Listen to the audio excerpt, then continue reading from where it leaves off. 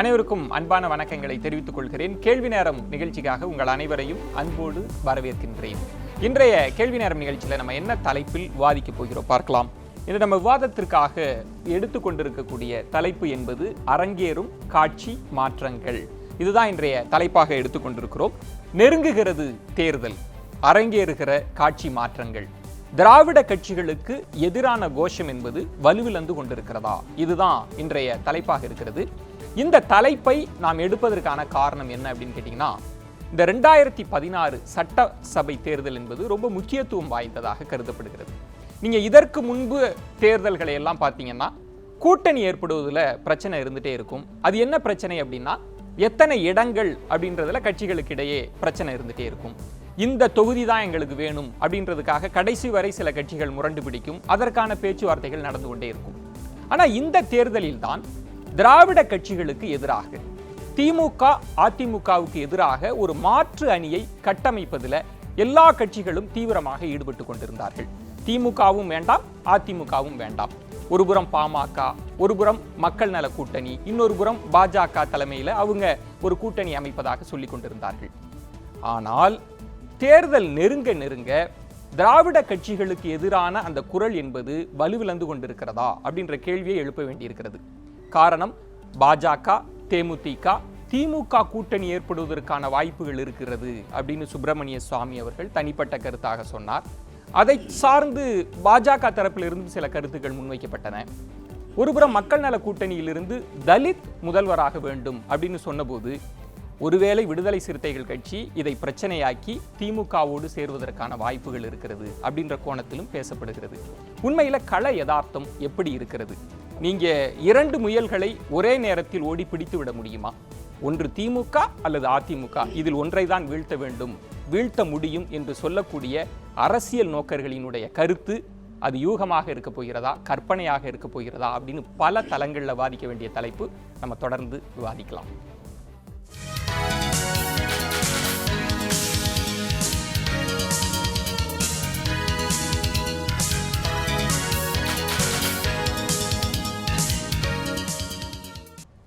கேள்வி நேரம் நிகழ்ச்சிக்காக மீண்டும் வரவேற்கின்றேன். தேர்தல் நெருங்கி கொண்டிருக்கிறது. எல்லா கட்சிகள், திமுக அதிமுகவுக்கு எதிரான நிலைப்பாடுகளில் கட்சிகள் என்ன நிலைப்பாடுகள் கொண்டிருக்கிறது, கூட்டணிகள் மாறுவதற்கான வாய்ப்பு இருக்கிறதா? இதில் இன்னொரு முக்கியமான விஷயமும், இந்த கூட்டணிகள் இன்றைக்கு திமுக அதிமுகவுக்கு எதிராக பேசிக் கொண்டிருக்கிறார்கள். ஆனால் தேர்தல் முடிந்த பிறகு அவர்கள் திமுக அதிமுகவோடு கூட்டணி வைக்க மாட்டார்கள், ஒரு தொங்கு சட்டசபை அமைகிற போது என்ன நிலைப்பாடு எடுப்பார்கள் அப்படின்னு பல தளங்களில் பேச வேண்டிய தலைப்பு. நான் கருத்துரையாளர்களை உங்களுக்கு அறிமுகம் செய்கிறேன். பாமகவிலிருந்து திரு ராமகன்னியப்பன் அவர்கள் வணக்கம். பாஜகவிலிருந்து பேராசிரியர் திரு ராமசுப்ரமணியன் அவர்கள், அரசியல் விமர்சகர் ரவீந்திரன் துரைசாமி, விடுதலை சிறுத்தைகள் கட்சியிலிருந்து வன்னியரசு அவர்கள். நால்வருக்கும் மீண்டும் வணக்கம். இதில் பல இது உங்களுக்கு கொஞ்சம் சிக்கலாக இருக்கலாம். ஏன்னா என்னுடைய கேள்வி அனைத்தும் பல நேரங்களில் யூகங்களின் அடிப்படையில் இருக்கும், பத்திரிகை செய்திகளின் அடிப்படையில் இருக்கும், சுப்பிரமணிய சாமி அவர்கள் சொன்ன கருத்தின் அடிப்படையில் கூட இருக்கலாம். அப்படி தான் நான் நகர்த்த போகிறேன். திரு ரவீந்திரன் துரைசாமி, தேர்தலை பார்க்கிற போது இப்போ சில கட்சிகள், இப்போ பாஜகவையே பார்க்கிற போது திமுக அதிமுகவை எதிரான நிலைப்பாட்டில் விமர்சனத்தில் கொஞ்சம் மௌனம் காமிக்கிற மாதிரி தெரிகிறது. எல்லோருமே அந்த இடத்துல தான் எனக்கு கேள்வி எழுகிறது. திராவிட கட்சிகளுக்கு எதிரான கோஷம் தேர்தல் நெருங்க நெருங்க வலுவிழந்து கொண்டிருக்கிறதா? அதாவது திராவிட கட்சிகளுக்கு எதிராக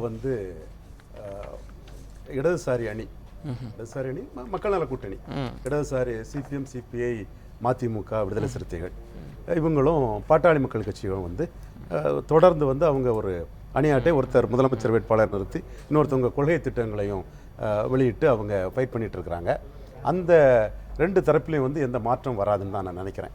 மக்கள் நல மாற்றம் வராதுன்னு நினைக்கிறேன். ஏன்னா இன்னைக்கு அரசியல் களத்தில் அந்த ஒரு நிலைப்பாட்டிலிருந்து ஒரு கட்சி மாறும்போது மக்களால் வெறுக்கப்படுது. நீங்கள் 77 சிபிஎம் எமர்ஜென்சியை எதிர்க்காத எம்ஜிஆர்கிட்ட கடைசி நேரத்தில் கூட்டணியில் சேர்ந்தாங்க. அன்னைக்கு மக்களுக்கு அவ்வளவு இந்த அளவுக்கு ஊடகங்களும், அச்சு ஊடகம், காட்சி ஊடகம், சமூக வலைத்தளங்கள்லாம் கிடையாது.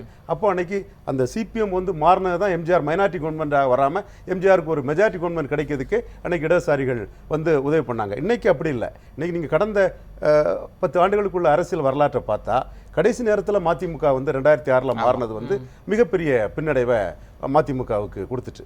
இத்தனைக்கும் வந்து திமுகலன்னா எல்லாம் எம்எல்ஏ போஸ்ட்டுங்கிற சூழ்நிலையில் அதிமுகவில் 35 சீட்டு வாங்கிட்டு வரும்போது வந்து அவங்களுக்கு ஒரு பின்னே கொடுத்தது.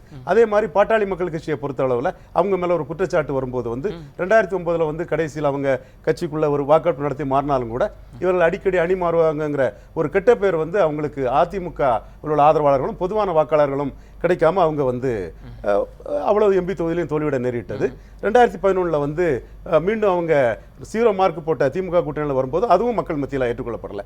இந்த கடந்த கால பாடங்கள்ல இருந்து தான் பாமக வந்து நாங்கள் தனித்து போட்டிவிடுவோங்கிறத உறுதியாக சொன்னாங்க. அதில் நீ ஒரு அரசியல் விமர்சகராக நான் என்ன கேட்கிறேன் அப்படின்னா, 2 பெரிய திராவிட கட்சிகளோடு இருக்கிறப்ப தான் கள யதார்த்தம் என்பது. இன்றைக்கு பேசினாலும் கூட 2 பேருமே ஓட் ஷேர் வந்து நிறைய வச்சிருக்காங்க. தேர்தல் நெருங்க நெருங்க வெற்றி என்று வருகிற போது இதுல மாற்றம் இருக்குன்றத திமுகவும் எதிர்பார்த்துட்டு இருக்கு, அதிமுகவும் எதிர்பார்த்து. அவங்க எதிர்பார்த்தாலும் நம்ம கடந்த கால வரலாற்றுல ஒரு இன்னைக்கு வந்து கட்சியோட நிலைப்பாடு என்னன்னா பாமக நிலைப்பாடு இப்படிங்கிறது வந்து எல்லாத்துக்குமே தெரியுது, தமிழகம் முழுவதும் தெரியுது. அப்போ நிலைப்பாட்டை வந்து அந்த கட்சி மாற்றாதுங்கிறது என்னோட ஆணித்தரமா நான் வந்து ஒரு 4-5 மாதமா அந்த வாதங்கள்ல ஆரம்பத்துல இருந்தே அவங்க ஸ்டெடியா நிற்பாங்க. அதுக்குள்ள காரணங்கள் வேற இருக்குங்கிறத அவங்க சொல்ல காரணத்துக்கு நான் சொல்ல காரணத்துல வேறுபாடு இருந்தாலும் உறுதியா நிற்பாங்கிறத நான் சொல்லிட்டு இருந்தேன்.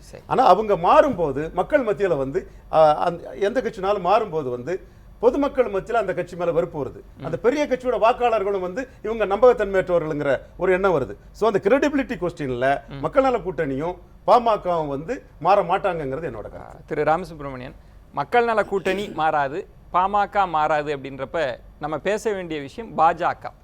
தொடர்ந்து ரொம்ப கடுமையாக நீங்க எடுத்துட்டு இருந்தீங்க. திமுகவுக்கு எதிரான நிலைப்பாடு 2G சமயத்துலலாம் ரொம்ப அதிகமாக விமர்சிச்சீங்க. நாடாளுமன்ற தேர்தலில் திமுகவோடு கூட்டணியான்றப்ப பாஜக தலைவர்கள் கடுமையாக ஒரு ஊழல் கட்சியோடலாம் நாங்கள் கூட்டணி வைக்க முடியாதுன்னெலாம் பேசுனீங்க. ஆனால் இன்றைக்கு பாஜக, தேமுதிக, திமுக அப்படின்றப்போ உங்கள் கட்சியினுடைய சில பிரமுகர்களே வந்து இல்லை மேல்மட்டத்தில் பேச்சு நடக்குது அப்படின்றப்ப அந்த திராவிட கட்சிகளுக்கு எதிரான குரல் ஓய்ந்து தானே போயிருக்கு.